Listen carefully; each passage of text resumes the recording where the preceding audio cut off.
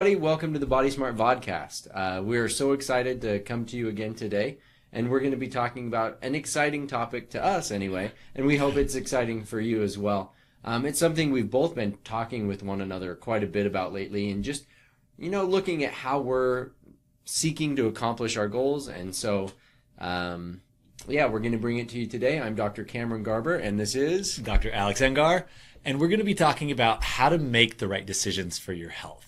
How to prioritize the things that are worth prioritizing in your health to make decisions that stick. Because a lot of us get so willing to go on a kick, like a diet, or there's a new fad that comes out, there's a new book that comes out, and we think, this is it. Like, this is what I've been waiting for. This is my answer. Yeah.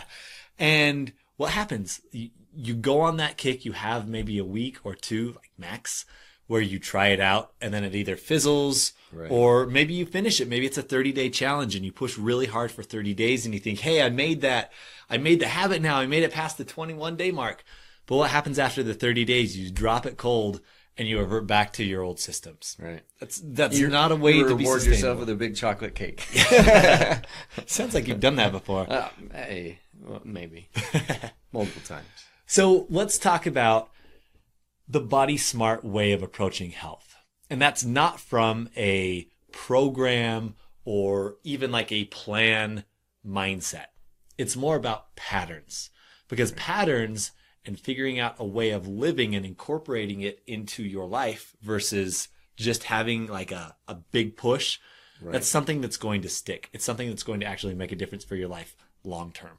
Right. If we can establish a pattern in our lifestyle, rather than going on a plan, which automatically implies that at some point you're going to go off that plan, or a diet, right? That's the ultimate, kind of set plan for you is going on a specific diet. That automatically implies that you're going to go off that diet. And when you do, we tend to revert back to what we were doing before. Yeah. And so if we can instead work on shifting our pattern. So we all already have a pattern of how we live our life. Right. So I eat a certain way, or I buy certain foods at the grocery store. I do certain things that are kind of my pattern. And so instead of going on a plan where we totally just overhaul everything for, maybe like you said, up to 6 weeks, a 30-day challenge or whatever, instead of overhauling everything and then going, whoa, that was too much, and going back to what we were doing before, instead if we just look at our pattern and say, I'm going to shift this thing in my pattern for right now, just one little thing at a time, we can reshape that pattern to be a healthier pattern. Or, so I like to not talk about diet. Instead, I like to... Oh, not that word. Well, diet has die in it, right? It gives us this idea that we're suffering, right? So instead, if we can think about our eating pattern, right? I eat, I shop, and I think about food in a certain way. If I can make adjustments to my pattern, instead, I'm going to be more successful than going on something that I'm just going to crash and burn on at some point in time anyway. Right. And the thing is, it gets really demotivating to feel like, well, I've done things before. I've tried before. I can't stick with it. I've tried a diet and I've gone off of it. Or I've even tried, like, my whole family's gone on things together. And then I just can't stick with it when we finish. I've tried everything. Right? I want you to visualize for a minute a line. We're going to talk about a timeline for a minute. And I want you to imagine a timeline. That's the past. That's the future. And there's a dividing line right between Cameron and I. If I can do some video magic, maybe I'll make this happen. Right. So imagine a timeline, a line right down the center of it representing right now, this moment right now. Everything that's on Cameron's side of the room, sorry, Cameron, is your past. And maybe there's some negative stuff in there. Maybe there's some feelings of, I've tried everything and it didn't work. Well, imagine that right now, with this line right between us, is an option to take your life in whatever direction you want. Because really, right now is the pivot point for the rest of your life. Absolutely. Like everything that you've done before this, sure has played into it, and sure might influence it and might give you the belief that you've tried everything and that it just hasn't worked. But you have choice. You have choice right now. And that's the gift that we all have, is the ability to make a decision based on right now, not based on our history and our past and an old story about ourselves. So that's what we're inviting you to do. Right. We're inviting you to think about right now as an opportunity to change your life for the better, to become body smart and to start doing things that can make a difference for your future versus just relying on your past story. Right. Retooling that past story, again, by shifting that pattern. Yeah. Right? By just making one little choice at a time rather than overhauling everything, because we don't handle change well, generally.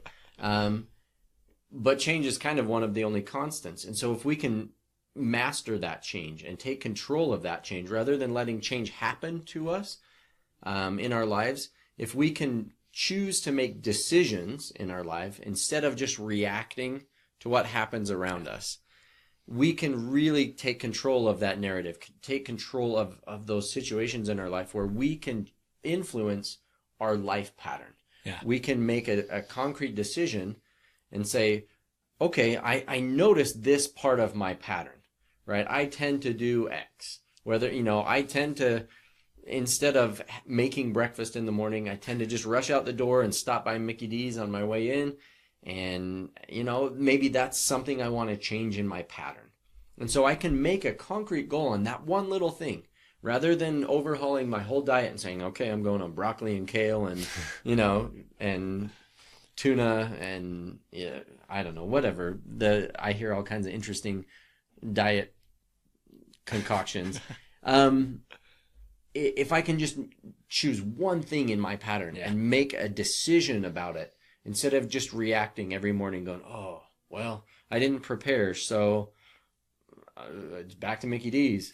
If I can say instead, okay, I'm going to change that one thing, and here's my plan for changing that one thing, and I'm going to prepare this way, and we can work on that thing, and we're going to make mistakes, but that's fine. If I can work on making concrete decisions instead of just reactions, I can retool that pattern. Yeah, and I think for me, one of the reasons that I'm able to do things successfully is that pre-deciding. Right. Like if you don't have to decide when it's really hard, right, done. Like you don't have to. Right. So for me, I make my lunches. I'm a nerd. I bring my lunch to work every day. Cameron sees me. Right. My Batman lunch box that I little was given. And, everything. I pre-plan my food at night because I know A, I'm going to be starving. I eat all the time.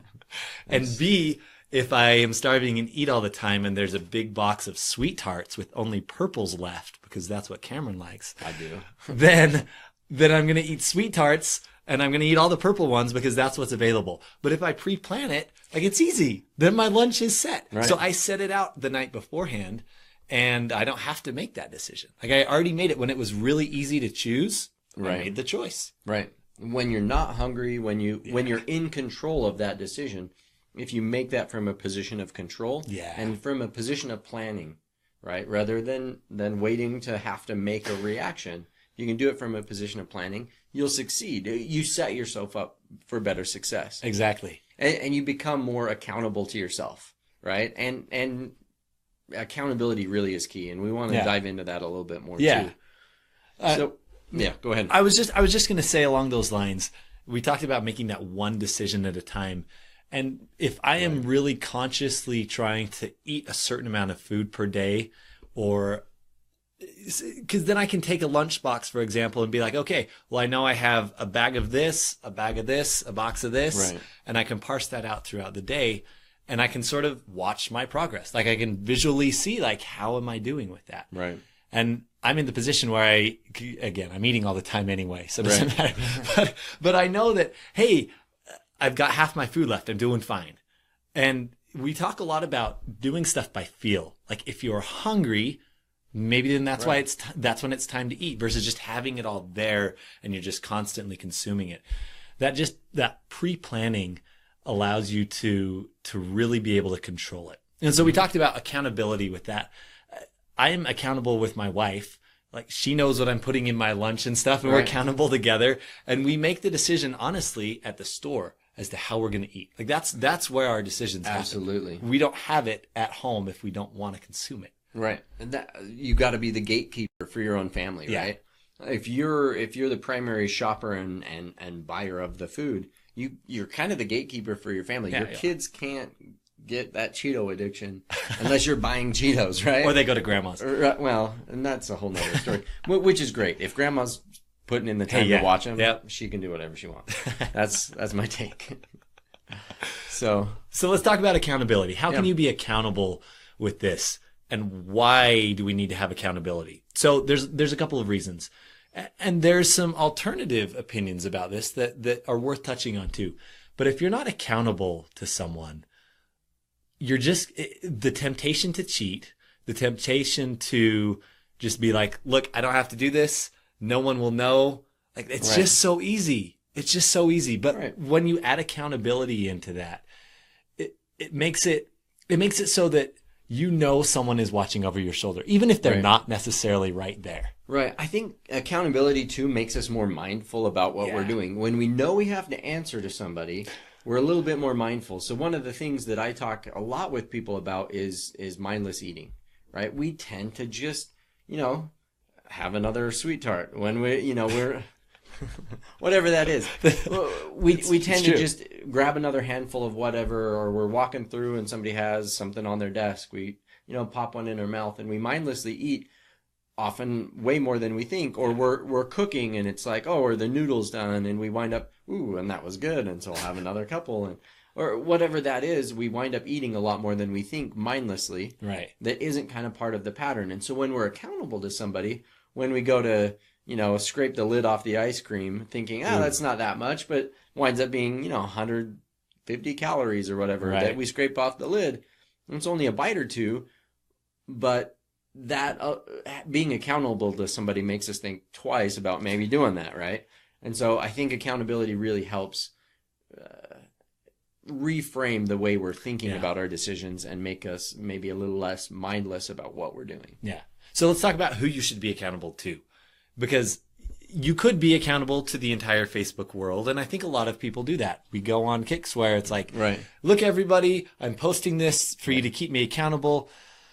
But if you don't have a specific person in mind who you have talked to, who you trust, and who you know you can communicate with frequently, that's probably not the most effective way to do it. Yeah. I think it's worth posting goals online. I really do. I think that there's some aspect to just committing to the world. Like, here's what I'm going to do. But you also have to have a specific person who's going to be keeping you true to that word. Because otherwise, again, it can just sort of float out there and get lost. And it's got to be somebody that can kind of call you to the carpet and say, okay, we're going to duke this out, right? Like, you're not meeting your goal. It's got to be somebody that's going to hold you accountable to. Yeah.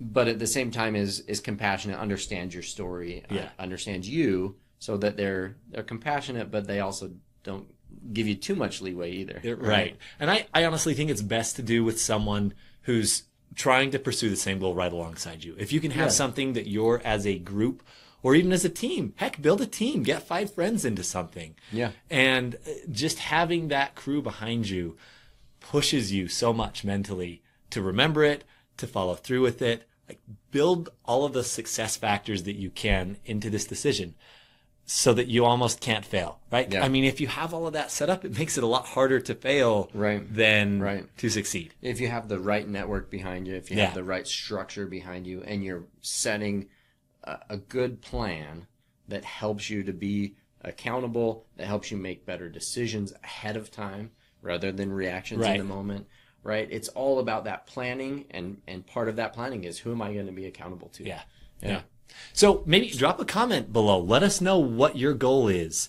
Let us know what it is that you want to accomplish over the next little while. What lifestyle do you want to build for yourself?